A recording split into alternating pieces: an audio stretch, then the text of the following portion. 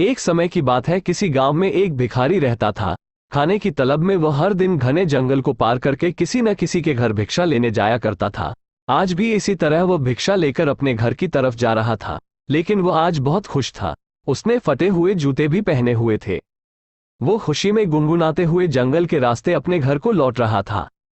उसी जंगल में एक राजा भी था, जो अपने हालात से बहुत दुखी था और महल से भागकर वहां आराम कर रहा था। तभी राजा की नजर उस भिखारी पर पड़ी। भिखारी को इतना खुश देखकर वो यह सोचने को मजबूर हो गया कि इस इंसान के पास कुछ नहीं है। फटे हुए कपड़े व पैरों में कटे फटे जूते होने के बावजूद भी यह कितना खुश है, और एक मैं हूं जो दिन रात एक करके अपनी प्रजा और परिवार वालों की सेवा करता हूं, लेकिन इसके बाद भी वो लोग खुश नहीं होते हैं। उन सभी को सिर्फ मेरी राजगद्दी चाहिए और इसके लिए वे मुझे मरवाने का षड्यंत्र भी रच रहे हैं। दरअसल राजा ने एक दिन अपने महल में कुछ पहरेदारों को बात करते हुए सुन लिया था। वो आपस में बात कर रहे थे कि जैसे ही यह राजा मर जाएगा, उनकी आंखों का कांटा साफ हो जाएगा। वहीं राजा की पत्नी बहुत पहले ही उसे वह राजमहल को छोड़कर जा चुकी थी। राजा को कोई पुत्र भी नहीं था, इस वजह से उसके पास अपना कोई उत्तराधिकारी भी नहीं था।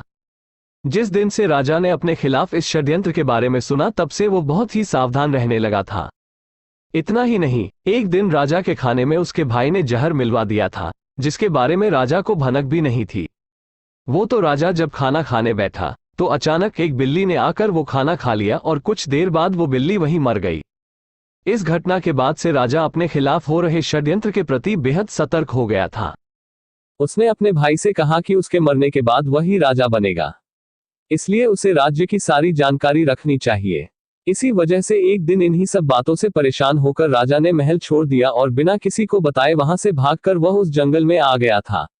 वह जंगल उसकी नगरी से बहुत दूर था, इस वजह से उसे वहां कोई पहचान भी नहीं सकता था।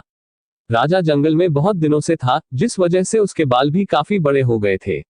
उस भिखारी को देखकर राजा ने सोचा कि हम दोनों ही इंसान हैं, बस फर्क है कि वह खुश इंसान है और मैं दुखी। राजा जल्दी जल्दी में महल से भागा था, इसलिए उसने सुंदर मोतियों की एक माला, जरी हुए जूते, कीमती कपड़े और हाथों में सोने की अंगूठियां भी पहनी हुई थी। जब भिखारी ने राजा को देखा तो वह थोड़ा पीछे हट गया और सोचने लगा कि मैंने तो कटे फटे कपड़े और जूते पहने हुए हैं, भीख न मिले तो मैं भूखा ही रह जाऊं, लेकिन इसके तो ठाठ बाट ही अलग है।